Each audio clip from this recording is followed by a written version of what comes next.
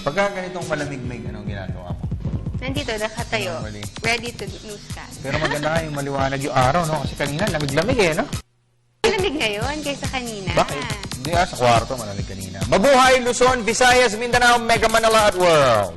Ngayon po ay araw ng Lunes, ika-24 ng Hunyo, taong 2013. Pero ang mga giniginaw pala nga palamig yung mga naliligo araw-araw. Simula po ng pagbabago. Kaya pala giniginaw ako. Simula ng pagtahak sa tuwid na landas. At samahan nyo kami sa susunod na isang oras dito po sa inyong alternatibong newscast sa hapon. Ako po, si Snow Badua. Sa amin kayo ang masusunod sa mga balita dahil alam namin na kahit sa dyaryo, itong inyong unang binubuklat. Ako naman, si Meg Siozon. At ito po ang PTV Sports. Sa ulo ng ating mga nagbabagang sports balita. Pinoy WBC Minimum Weight Challenger Denver The Excitement Coelho. Overwhelming favorite sa odds betting sa title clash kontra Chinese champion Xiong Jiaodong. Pinay lightweight Nesty Petesio.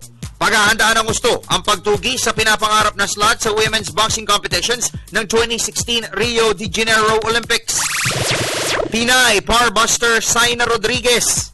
Nagreyna sa 2013 Long Beach Women's Amateur Golf Championships. Rego doon sa coaching staff ng San Miguel Corporation Teams. Nagsimula na. Veteran Doc Rivers. Opisyal ng uupo bilang bagong head coach ng Los Angeles Clippers. Journeyman Ken Duke na mayani sa katatapos na Travelers Golf Championships sa Cromwell, Connecticut. At World Champions Spain. Pasok na sa semifinal ng FIFA Confederations Cup. Yan po ay mga headlines pa lamang. Detalye ng mga nag-uumusok na sports balita. Narito na. Tayo po yung nadidinig din ng live sa DCSR Sports Radio 918, sa snowbadwa.com at napapanood worldwide via internet streaming sa www.ptv.ph. Sa boxing, may karagdagang motibasyon na po na bibit-bitin si Pinoy Challenger Denver The Excitement Coelho sa title clash kontra Chinese champion Xiong Jiaodong sa darating na Biyernes. Ito po ay ang pagiging heavy favorite sa odds betting. 4 na araw bago ang bakbakan. Ang aking lakas ng suntok at height advantage ang itinuturong dahilan ng mga eksperto kung bakit liamadong-liamado sa pustahan si Coelho. Ang kabuang detalye, ihahatid ni PTV Sports Senior Correspondent Prinsipe. Kung ang kasalukuyang odds betting sa Dubai ang pag-uusapan, lumalabas na overwhelming favorite si Pinoy Challenger Denver Coelho sa title showdown kontra Chinese WBC Minimum Weight Champion Xiong Jiaodong. Sa pinakahuling datos na nasilip ng PTV Sports, lumalagay na negative 450 favorite si Coelho kumpara sa plus 375 ni Xiong. Ang ibig sabihin nito, ang $450 sa pusta para kay Coelho ay kakabig lamang ng $100 habang ang $100 na daya para kay Xiong ay titiba naman ng $375. Sa panayam ng PTV Sports, inihayag ni Sports Radio anchorman Renato Liro na sinasalamin ng odds betting ang paniniwala ng marami na magiging walk in the park ang laban para kay Coelho. Kwento ni Lirio, sa experience, power, skills at physique ay nakalalamang si Coelho. Idagdag pa niya dito ang height ng kalaban na mas mababa ng 4 na pulgada. Denver Coelho is, per his moniker, exciting. He is Mr. Excitement. What is so exciting about Coelho is the fact that he could knock out his opponents. Basta may tumama sa either left or right hand.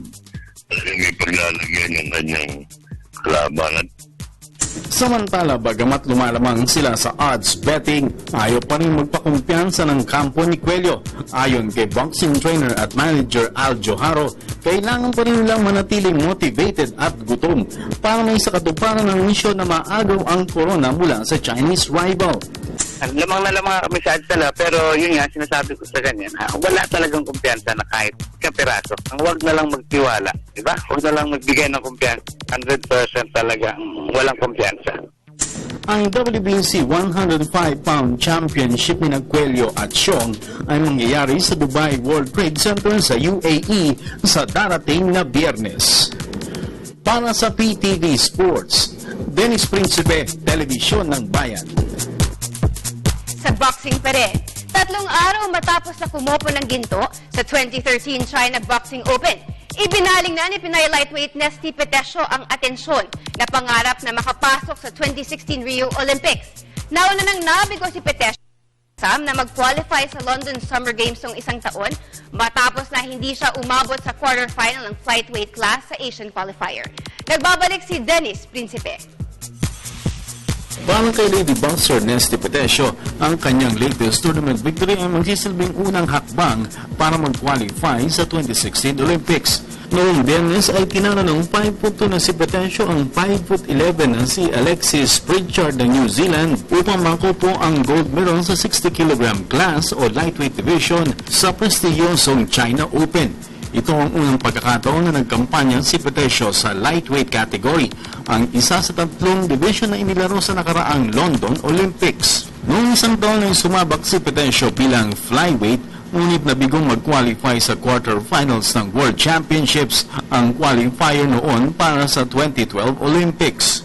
Ito po, itong China Open, yung timbang na nilaruan ko po sa din po, sa Olympic na weight category din po. So parang naalis po yung mga negative na nasa utak ko po, nanalo po ako sa Olympic category dito na weight sa China Open.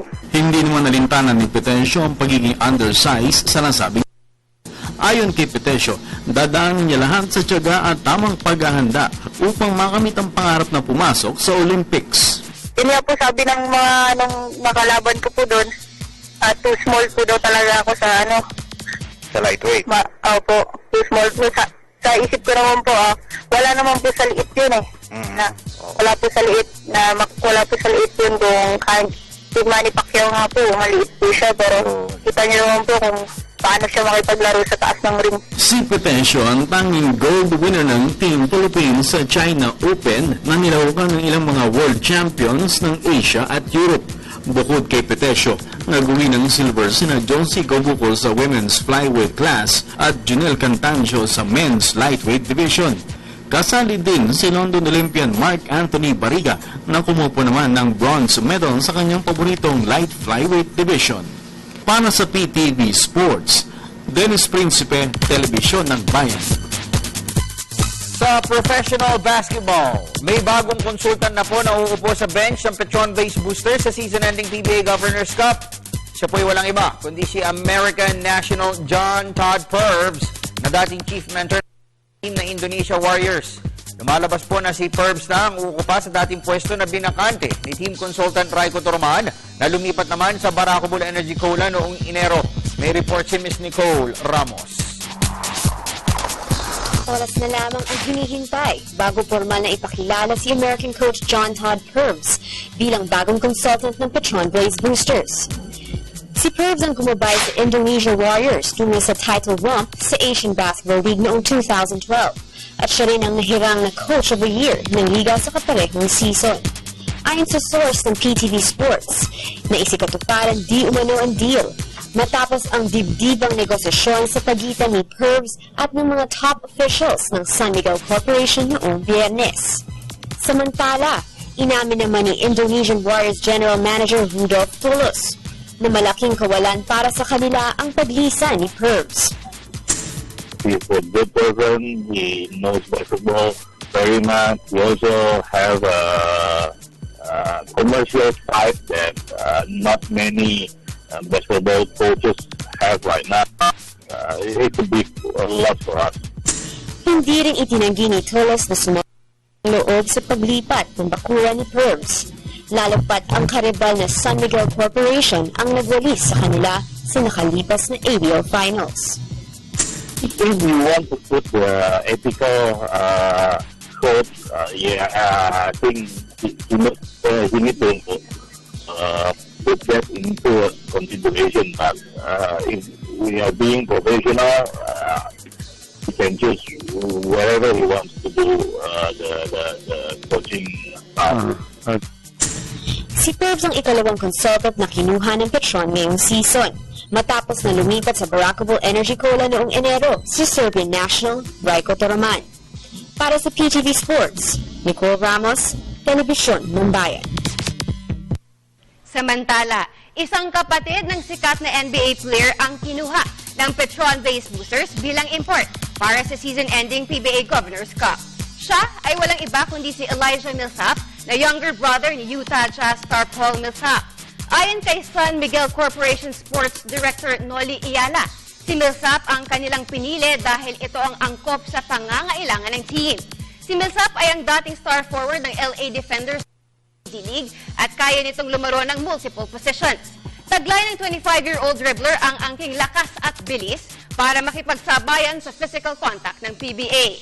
Sa kanyang pamamalagi ng 3 season sa D-League, ang 6'5" na si Millsap ay nag-average ng 17.4 points, 5.9 rebounds at 3.1 assists per game. Sa PBA pa rin, nagsimula na pong maramdaman ang inaasahang reorganization sa 3 teams ng San Miguel Corporation.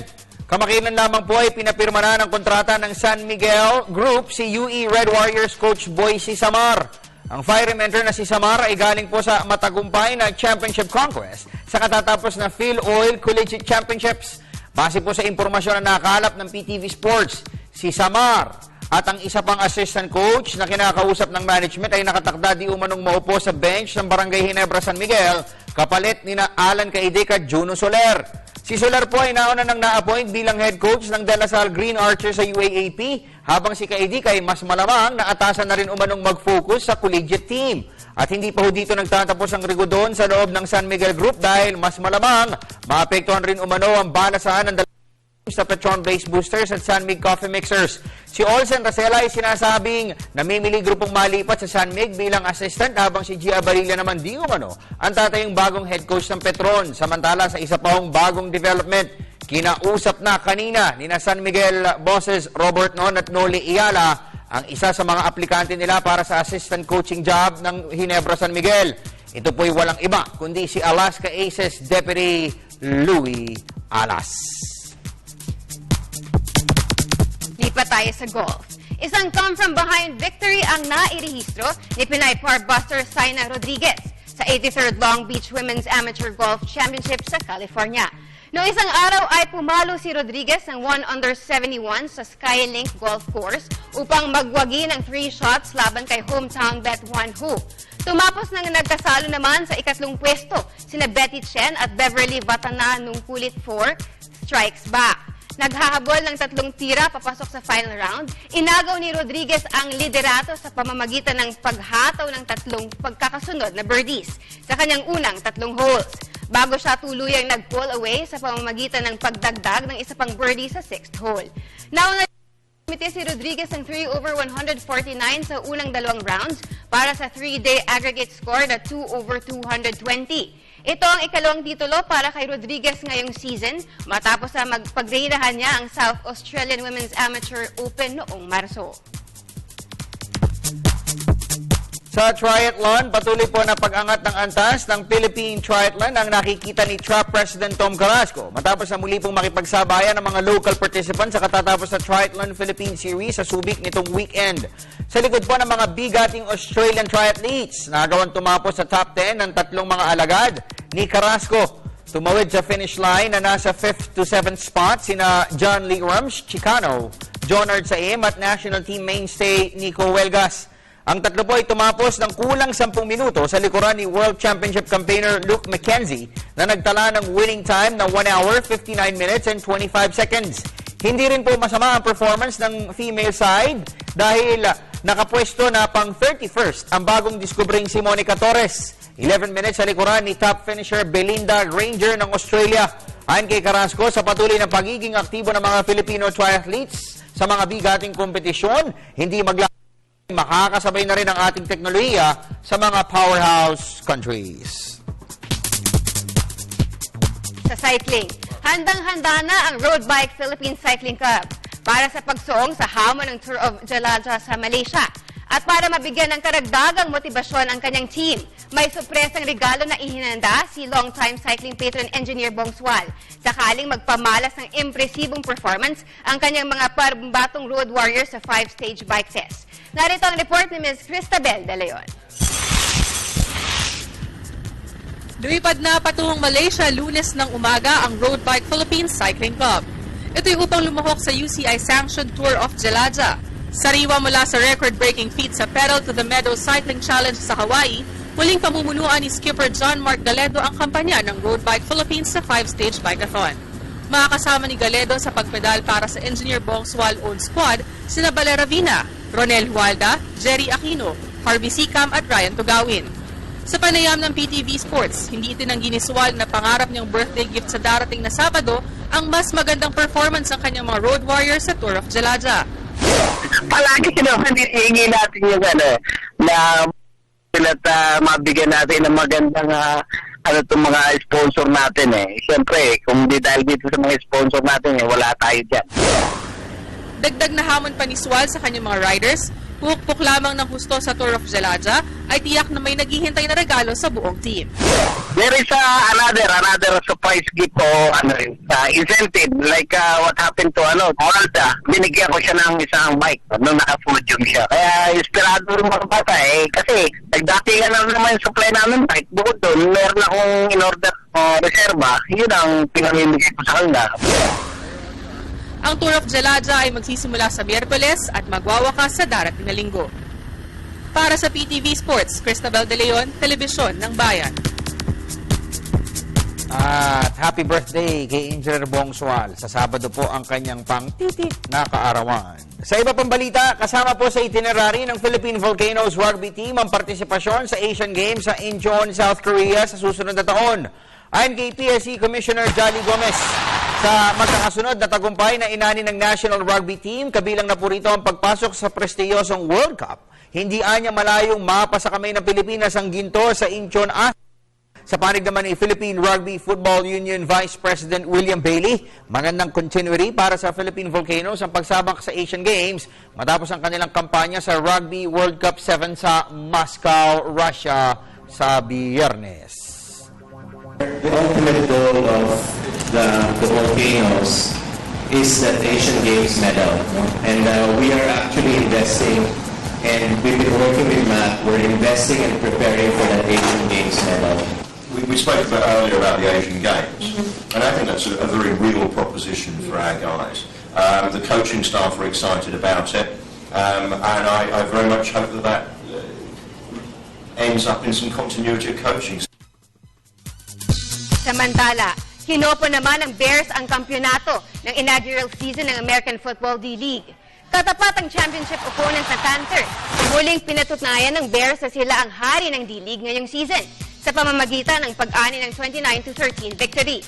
Determinasyon at focus sa laro ang naging puhunan ng Bears para ipagpatuloy ang dominasyon kontra Panthers ngayong season, kung saan 3 beses nilang pinadapa ang kalaban sa loob ng 3 laro.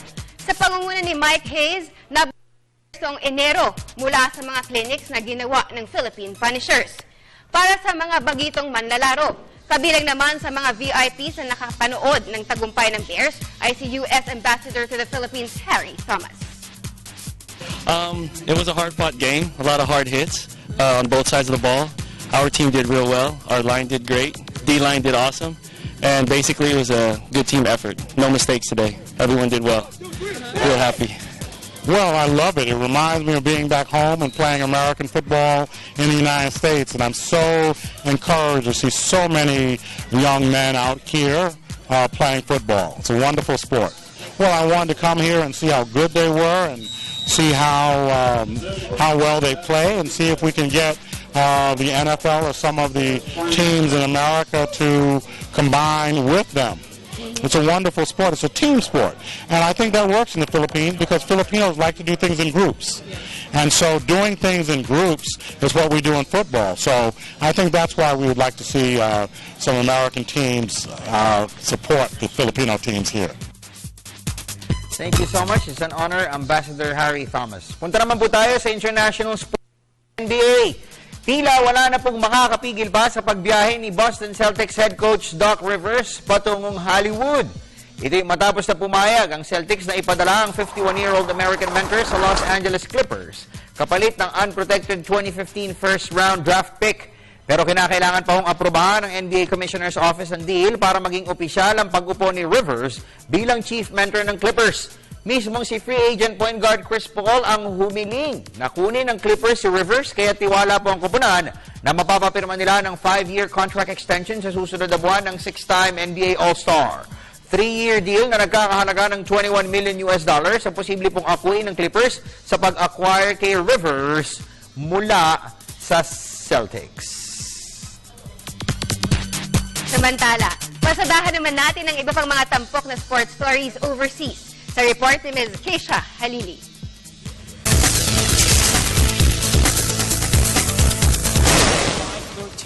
Pinagharian ni journeyman Ken Duke ang katatapos na Travelers Golf Championship sa Cromwell, Connecticut. Kanina ay humataw ng birdie ang 44-year-old American sa second extra hole upang daigin sa playoff ang compatriot na si Chris. Nauna rito, parehong nag-par sina Duke at Stroud sa first playoff hole. Ito ang kauna-unahang PGA Tour title para kay Duke. Sa football, pasok na ang world champion Spain sa semifinal ng FIFA Confederations Cup sa Brazil. Ito'y matapos na blankuhin nila ang African champion Nigeria 3-0 kanina upang tapusin ang kanilang kampanya sa Group B match sa record na 3 wins and 0 loss. 2 beses na umiscore si defender Jordi Alba para sa Spain, habang isang goal naman ang naiambag ni striker Fernando Torres para sa koponan. Ang Final Four opponent ng Spain ay ang Italy at ang kanilang enkwentro ay mangyayari sa Biyernes. Sa tennis, sisimulan ni defending champion Roger Federer ang pagtugi sa record na pang-8 titulo sa Wimbledon Open sa pamamagitan ng paghataw sa center court ng All England Club. Pero hindi magiging madali ang trabaho para sa third-seeded Swiss master dahil nakahambalang sa kanyang daraanan patungong finals sina second-seed Andy Murray at fifth-seed Rafael Nadal. Sasagupain ni Federer si Victor Hanescu ng Romania sa opening round ng grass court Grand Slam event bukas. Noong isang taon, tinalo ni Federer si Murray sa finals upang makakuha ang 7 titulo sa Wimbledon Open. At sa boxing, napasakamay ni undefeated fighter Adrian Bronner ang WBA welterweight belt. Ito'y matapos na umani siya ng split decision win laban kay reigning champion Paulie Malignaggi sa title clash na isinagawa sa Barclays Center sa New York kahapon. Dinomina ni Malignaggi ang unang 3 rounds bago kinontrol ni Bronner ang laban sa pamamagitan ng pagpapatama ng malalakas na right hand. Ito ang ikatlong titulo ni Bronner sa 3 magkakaibang dibisyon. Siya ay nauna nang nagkampiyon sa super featherweight at lightweight divisions. Para sa PTV Sports, Keisha Halili, Telebisyon ng Bayan. Partner, ang dami mo ng pictures. O nga, napapansin ko pagka Lunes, si Nicole nga kanina pa tayo kinukunan eh. Napapansin ko pag Lunes, lahat tayo nakapula. Bakit ba? Lucky daw yun eh. Lucky daw. Pero marami nagulat dun sa story nung kay Doc Rivers Yes, kontrata. Pirma na lang po ni Commissioner David Stern ang kulang dyan sa paglipat niya sa Los Angeles Clippers. Samantala! Susunod na ang inyong favorite text, email, Facebook at Twitter messages sa pagbabalik yan ng PTV Sports.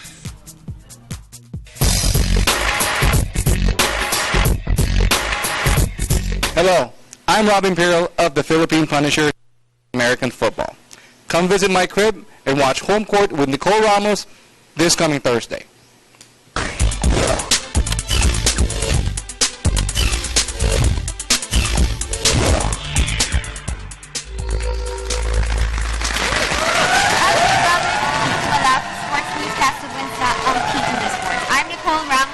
I'm Dennis Principe. We're so sporty. Yeah. It's red, black. It's Friday-ish. Parang hindi Lunes, ano? Pili ko si Aya Makalme, Aya. Waywaya. Oo nga, si Waywaya. Waywaya. Ano yun eh? Sa Ilocano, maraming may mga pangalang Waywaya, lalo na sa Baguio. Freedom, ang ibig sabihin nun. Kalayaan. Freeman. Parang Braveheart, Free. Meron kaming kasi yung Ano sa freedom? Wala sa balance addict. Meron kaming hindi kaya ako naalala yung Waywaya na pangalan niya. Merong kaibigan ko nung college sa Baguio may may boarding house siya ang may-ari, pangalan Waywaya.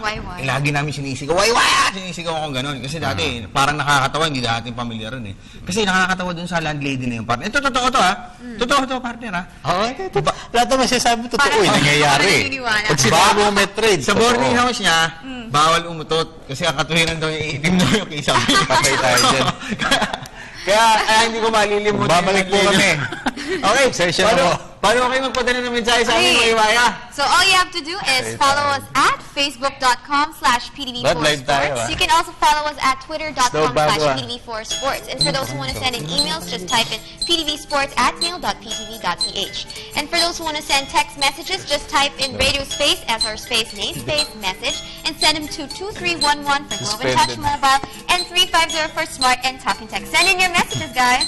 Uy, hindi naman, hindi naman masamang salita yun, ha? Kasi mature lang tayo dito mag-usap, di ba? Tsaka, natural lang yun, di ba? Si Meg nga, laging ginagawa yun. Wala naman sinasabi. Ha? Oh, anyway, so, Ito na yan. bago tayo, Okay. trabaho ni Meg yun, ha? Di ba? Sa Dumaguete. Nawawala. Yun yung kanyang part. Yun yung part na nagawa. Kumbaga, asa si Meg? Ito, gano'n. Okay. May coaching clinic. May coaching clinic tayo. Direk, pakita na muna natin ito, Direk. Yes. Yan. This is the coaching clinic. Isa rin yan. Uy, teka. Trending yan. Still about that coaching clinic. Walang si Coach Jongwon Chico dahil pupunta ng Japan. So, ang papalit si Coach Shot. Kakilsen. Kakilsen. Ito yung partnership nila ulit, ha? Oo, Alright. Sige, mamaya, kwentuhan natin si Coach Shot. Okay? Pero yung number? For those who want to sign up, just call or text 0943-311-2257. You can also email them at passionforbasketball@gmail.com. 300 pesos lang. Okay. Walang walang age limit. Wala. Kasi meron daw tumawag, taga Cebu. Brad, abot tayo ron. Taga Cebu. Wow. 16-year-old kid. Gustong kung pwede raw. Tsaka partner, napakamura niyan. Yeah. Sige na nga eh. Worth it yan. Yung daddy mo ba mapupunta dyan? Hindi ako sure kung... Baka magpakita na Magtuturo siya. si Daddy. June 29, 2013, 8 Poveda. to 1 Saan yung p.m. Poveda, Jim? Poveda Gym. Paano pumunta doon? Kung mag-jeep ako, paano pumunta sa Poveda? Hindi ako marunong mag-jeep. Pero alam mo yung Poveda kung nasa. Alam mo kung nasa yung Poveda? Nakita ko na ang Poveda, pero... Saan? Hindi ko alam yung pangalan ng street. Nasaan lugar? Mega Mall. Nasa may Mega Mall. Sa tabi Yun yung sa labas. Oo, Sa labas. yun. Yeah. Makikita mo doon, may mga announcement. Kulay itim yun. Doon yun. Sa pagitan ng Mega Mall, tsaka ng Galleria. Yes, Galleria. Yes. Ay, paano yung check tala yan? Nagbago ka number. May nanonood sa atin na magaling na, ang tawag ito, yung detective, private detective. Oh, detective. Yan, Dati trabaho ni Dennis yun. Private detective siya. Oh. 164. Ngayon siya na detective. Pero hindi ma-detect. Dahil walang ide-detect. Okay, basa na tayo ng mga messages niyo. Jeda Machas. Jeda Machas, Tuwid na dana. Tsaka si Ronnie Machas. Nanonood sa atin ngayon, no? Sa karangalan niyo. Bulalo. Si Coach Bong. Oh, katitext ko Coach lang. Bong. Bonggo. May tinanong lang. Okay, Coach. Mamaya na tayo mag-usap. Thank you, Coach. Si Zoe, tsaka si Bea. Bea. Mamaya kay Meg natin pabasa yan. Mas makayang-kaya ni Meg. Paano sabi ni Ryan Alfie? Bosno, nabasa ko kanina sa spin.ph. Kukunin ng Rain or Shine si Slaughter o Sanggalang. Hawak po ba nila yung top pick? Pabati sa wife ko, sexy si Wena. Ako na-select yan eh. Sabi, si Engel na-interview mo, di ba? Tsaka si Boss Raymond. Pwede. Diba? Malamang. May gaganon siya. Gaganon ka. Hindi, ang ano mo dyan, ang story sa atin dyan, sabi nga ni Coach Sheng, hindi na muna sila magagalaw ng lineup. No, kasi ganyan yung mga talagang mahuhusay partner, hindi mo gagalawin yung team mo para meron kang chemistry. Kung makukuha mo naman yung Slaughter, o kaya natanong mo nga, rate. Hindi kasi ngayon daw, in the ad interim, legal yan sa kasalukuyan, hindi nila gagalawin yung lineup nila. Kung kulang man sila sa big man, sa draft na nila i-address. Tsaka siyempre, medyo patago muna ng baraha. Yeah. Tapos tinatanong kanina kung first pick ba yung Rain or Shine, pwede po. Kasi hawak nila yung sa Barako Bull. Okay, so kung babagsak pa rin yung laro ng Barako. Kasi Wag naman. Yung first two conferences, di ba, naiyak ka? Kasi hindi sila nakapasok sa playoffs, di ba? Kasi ang kalaban nila dyan, Global Port. Okay, pero mas malaking chance ng Global Port. Na lumagapak. Out of 28 games, 14-14 di ba? Yung elimination, di ba? 3 lang po ang naipanalo nila. Di ba? Yung Global Port na draft rights, hawak po yan ng San Mig Coffee Mixers. Maganda pustahan yan. Sino masa ang Port o Barako? Oo nga. May J-Wash na yung yung Global. So ang tanong, maghahati-hati sa bola. Yung Barako, may Ermel Espilito naman. Barako. At saka yung isang gusto ko rin, yung ginagamit sa yung sa Hinebra. Si Jensen. Oh, maganda ipinakita. Jensen. Maganda ipinakita sa Dubai, brad. Talaga? Maganda. Okay, 11 points average. Hindi ko nakapanood, Si ano yun, si Shopa with rice. Yun ang nagsushopa with rice. Diba? Anyway, ano sabi ni Russell? Emphasize on the first word. Bakit yan pinipili mo parati? Sige, Emphasize on the first word. Gwapong Snow. Okay, emphasize. Okay. Emphasize na yun. Super lupit na Meg and malupit Nicole pa si and macho gwapitong Dennis. Yeah. Ask ko lang, tuloy na po ba yung laro ng Gilas versus Summer Camp sa NBA po? Hi to Gamiao family. Gamiao. Okay. Meow. Tuloy na to, Dennis eh. Alis na sila, di ba? Yung Gilas. So, di ba, Leo, sige, we'll try to give you an update regarding this tomorrow sa program natin. O kaya, mamaya sa Sports Chat, evening edition dyan sa Sports Radio, guest ko si Boss Butch Antonio. Tatawagan mo siya? Tatawagan mo siya? Ba, galing. Nice. Pakopya ako, ha? Idol, ha? Naman ang kopya ko, binibigay Yan ang maganda kay Dennis, eh. No? Talagang kopya mo, binibigay mo rin sa updated daw si Dennis, eh. No? Yan yung idol natin yan. Basa pa tayo, Facebook. Baliktad, Okay, JM Ikaw Yap. updated. Sir Snow, update naman po sa San Mig. And totoo po bang aalis na din sa Celtics si KJ? KG. KG. Turuan kita, the letter. G. The letter K. Thanks po. Okay. JM. Ano, Dennis? Si Canaleta? Hindi, KG. From the Celtics. Kevin Garnett. Kevin Garnett.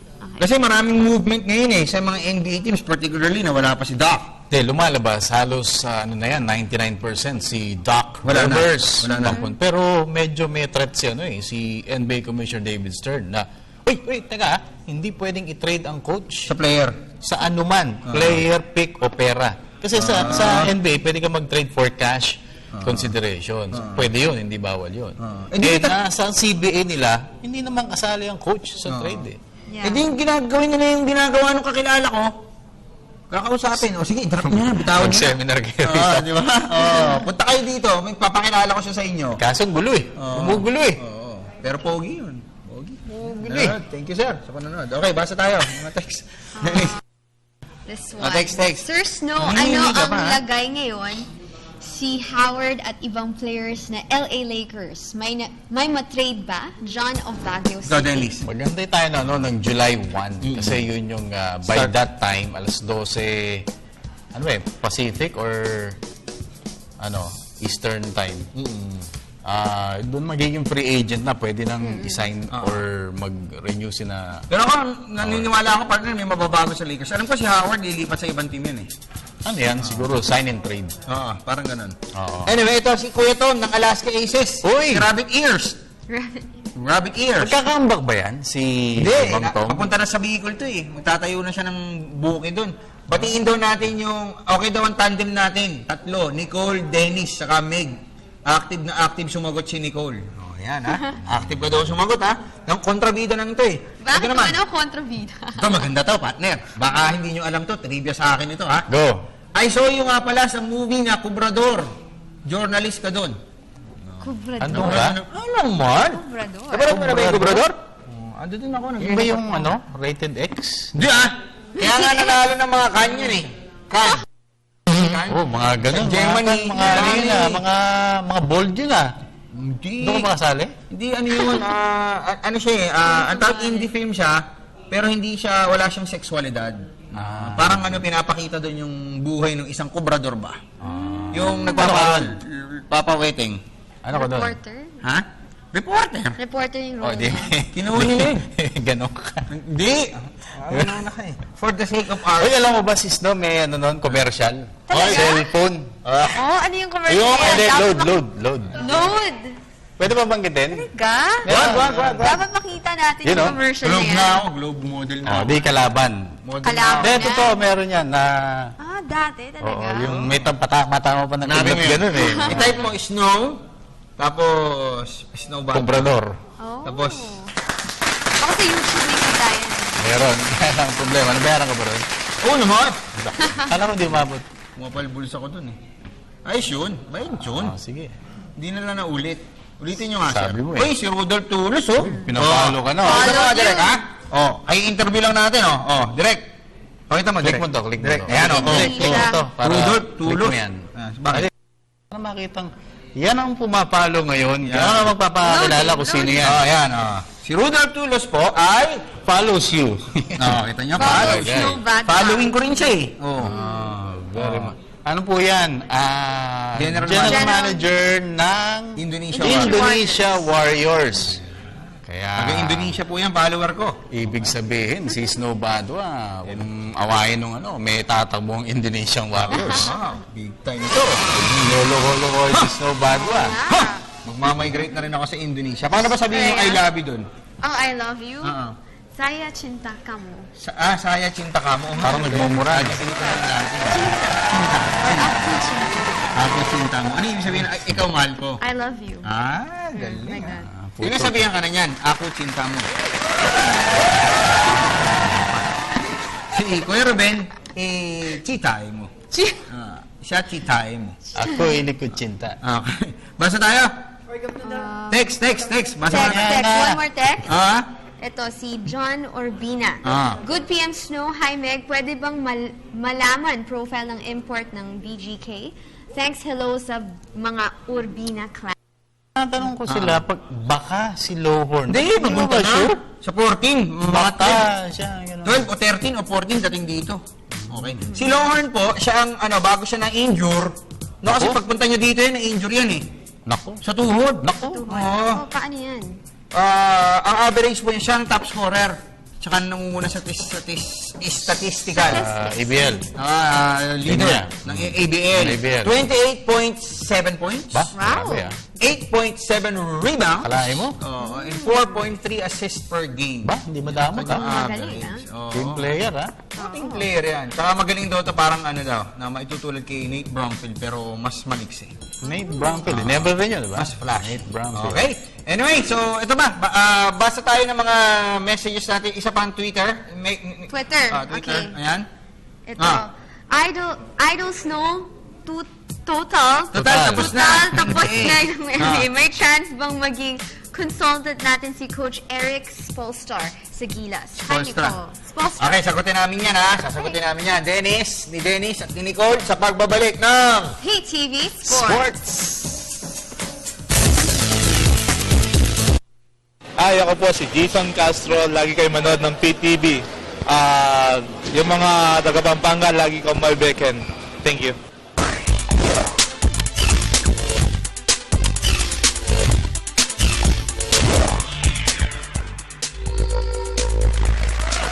At nagbabalik ang pinakamalap na sports newscast sa Bansang PTV Sports. Welcome back, guys. Papatiin ko lang yung kaibigan natin, si Ate Jeneline Jimenez.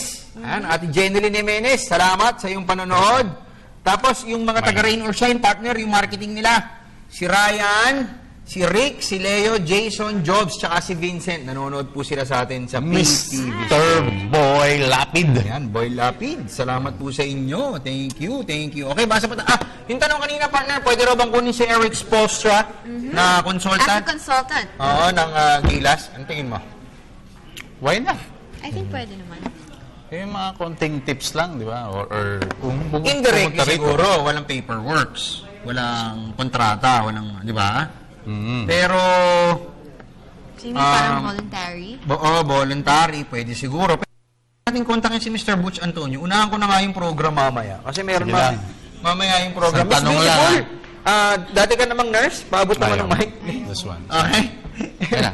Ayan. So ito, kinokontak ko namin si Sir Butch Antonio para makakwentuhan mo natin saglit. No? So, ito sana sumagot si Sir Butch ngayon. Pag ganitong oras, nasa biyahe na no? Hindi. Ayan, nagre-ring na siya. Nagre-ring na si Sir Butch Antonio, galing ng Lithuania to wala pang pasalubong to. No? Oo nga, no? Pasalubong Ma-corner nga. Oo nga, hindi sumasagot Try ko mamaya si Boss Sunny Barrios. Pero bago yan, basa ka muna ng mga messages natin sa Facebook. Sige. Ito naman, from John Lee Solano Reyes. Okay. Saan po ipapalabas ang labang ni Denver? Ang dinig ko, GMA, News on TV ba yan? News TV. Pero ano na, delayed. Ano siya ata, parang Sunday of this week. Kasi yung laban is Friday. So, ang alam ko, either Saturday or Sunday. So, hindi siya slightly delayed. Very delayed. Very delayed Very talaga. Delayed siya, hindi report. Iba kasi first time pa lang i-air. Uy, replay ito. Replay, di ba? Late. Iba yung replay, iba yung delay. Replay, ibig sabihin, meron na, tapos ipe-play ulit. Kasi pe-play nga ulit. Okay. So, basa pa tayo ng mga messages sa ano tayo sa Facebook pa rin. Facebook pa rin, partner. From My Boo Aki. Ano po yung nakakawindang na news? Aha, pabati lang po. O, Dennis, ikaw na sumagot. Ano rin nakakawindang na news? Nakakawindang. Ano yun? Yung, alas na storya? Yung kay Louie Alas po, kinausap siya kanina sa opisina ng San Miguel, inaalok ng coaching job, not necessarily head coach. So, maging part ng coaching organisasyon. Lineup. Kasama ka na no? May lineup. Roleta ng kapalaran. Oop! Paikutin mo. Dali, bato ka ng dart. Dali, bato ka ng dart. Dali. Okay, dali ha. Ako muna, paikutin ko muna, Nicole ha. Sunday. Paikutin natin. Sa Sunday. Richard Del Rosario, lipat ka sa Petron. Request ka ni Perb. Wala sa active. Ganon. Diyan ka muna sa... Hindi, nasa ano yan? Nasa Toronto ngayon yan. Okay, si Richard Del Rosario. Okay, basa pa tayo rito. Si Man Vale sa Twitter ho muna. Okay. Sir, ano po yung recent tweet mo na dapat abangan? O yun na, lumabas na ha. Na-tweet na natin kanina. Teka, ba? Inoferan. Tinanggap na ba? Hindi pa. Hindi pa. Bakit? Kung ikaw, tatanggapin mo? Kasi hindi pa niya binibigay, hindi pa inilalagay yung... Kasi pare, nakaharap kanina si Boss Danny Espirito. Nung inalok si Louie Alas. So, hindi mabanggit ni Robert noon, saka ni Iyala, yung presyo. Kasi nakaharap. Ngayon, ang sabi nila, i-email namin sa'yo o itatawag namin sa'yo yung actual offer bago ka lumipad ng US sa July 4. That way, kasama ng Alaska. That way, pag nandun ka na, may mapakita mo sa Alaska, ito yung alok sa akin. Ganun. Diba? So, diba? So, doon pa lang magtatansya yan. Okay? Si Paolo Ponciano. Hi, Nicole. Info naman po sa Doc Rivers Trade. Dennis, Doc Rivers Trade. Ang balita is that he'll be coaching yung Clippers kapalit ng draft pick. Yun. Yun yung ka-trade ni Doc Rivers sa Boston Pero Celtics. pending pa yan ang approval ni Commissioner. Okay? Ito from Ruben Morales. Anak pala ni Bong Ramos si Nicole. Ay, tagal na. Ngayon ko lang nalaman, idol. Nood siya kamo ng UE Games sa UAAP. So, isa sa mga nasa mga consultant ng ano tawag dito? Ng UE. Ng UE. Yung Red Warriors. So, ano naman ang binoblow out sa'yo ng daddy mo? Kasi, Sa UE? pagka sumusweldo siya, ang dami nun. Saan?